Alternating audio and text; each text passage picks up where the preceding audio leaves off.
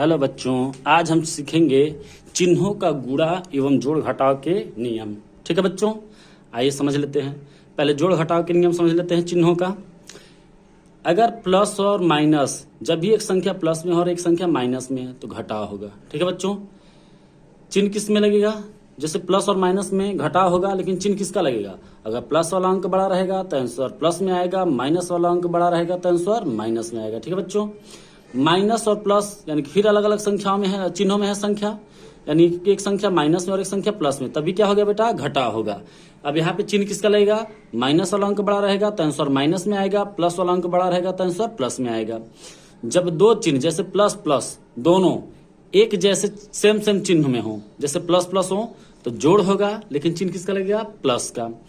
जब दोनों संख्याएं माइनस माइनस में हो, दो संख्याएं हो, तीन संख्याएं हो, कितनी भी संख्या ना हो, ठीक है बच्चों, अगर सब माइनस में है तो सब माइनस वाले संख्याओं को जोड़ लेंगे, लेकिन चिन्ह किसका लाएंगे? माइनस का।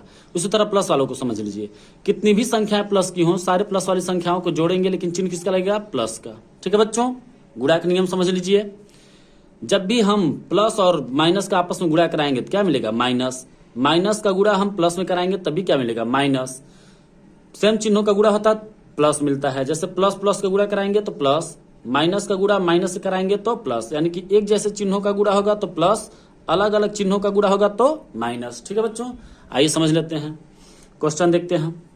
6 है, 6 को मैं वैसे ही क्या करूंगा? उतार दूंगा। ठीक है बच्चों, अब ध्यान दीजिए, इसको बोलते हैं कोष्टक, छोटा कोष्टक बोलते हैं, यानी स्मॉल ब्रैकेट।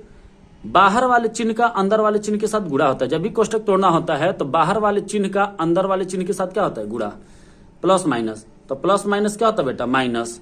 तो आ गया माइनस, प्लस और माइनस माइनस, ज्यों ही चिन्ह का गुणा कराएंगे कोष्टक टूट जाएगा, 3 आ जाएगा बाहर। ठीक है बच्चों, माइनस माइनस, तो माइनस माइनस क्या होता है? प्लस। ज्यों ही मैंने चिन्ह का गुणा कराया, माइनस माइनस जो प्लस हुआ, 4 आ जाएगा आपका बाहर।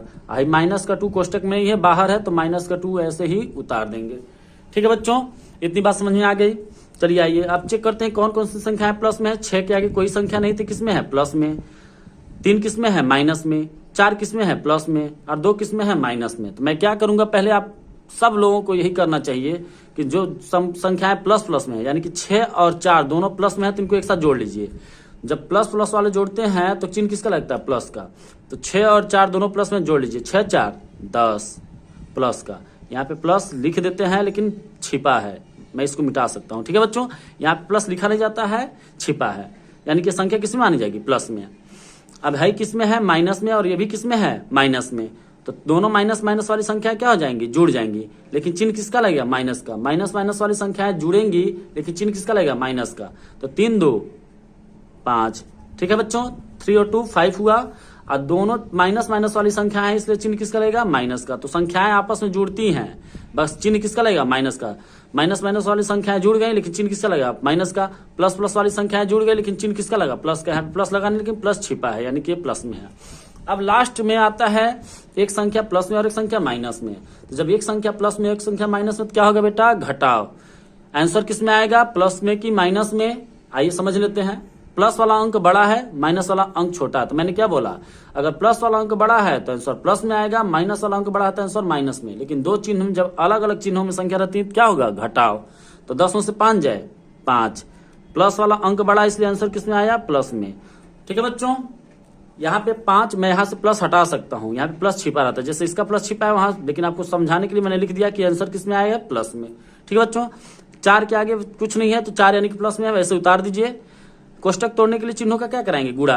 प्लस माइनस माइनस, 5 आ गया बाहर, minus minus minus minus plus, तो माइनस माइनस हो गया प्लस, और 2 आ गया आपका बाहर। ठीक है बच्चों, अब माइनस का 7 तो आपका बाहर है, तो माइनस का 7 वैसे ही उतार दीजिए। यहां तक समझ आया बच्चों? ठीक। अब चेक करते हैं कौन कौन सी संख्या प्लस में। 4 के आगे कोई चिन्ह नहीं है तो किसमें है? प्लस में।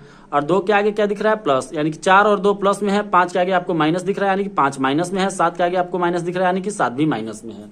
तो पहले प्लस वालों को संख्या को जोड़ लीजिए। 4 और 2 कितना हुआ? 6। ठीक है बच्चों, लेकिन किसका? प्लस का। यहाँ पे प्लस मैं लिख नहीं रहा हूं, यहाँ पे प्लस छिपा है। अब है दोनों संख्याएं माइनस में है, जब दो संख्याएं माइनस में तो क्या होता है? जोड़, लेकिन चिन्ह किसका लगेगा? माइनस का। तो ये अंक आपस में जुड़ जाएंगे, 7 5 12। कितना हो जाएगा बच्चों? 12, लेकिन किसका? माइनस का। अब यहाँ पे लास्ट में आंसर किस में आएगा? प्लस में कि माइनस में?